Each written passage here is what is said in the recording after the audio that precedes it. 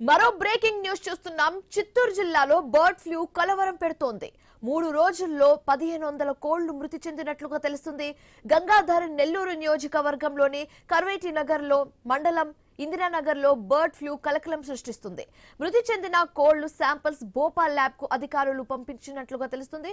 Bhopal lab రిపోర్ట్లో bird flu నిర్ధారణ అయింది. మరో 7000 కోళ్లను పశుసంవర్ధక శాఖ అధికారులు గుంతలో పూడ్చేశారు. ప్రజలు అప్రమత్తంగా ఉండాలని హెచ్చరించారు అధికారులు.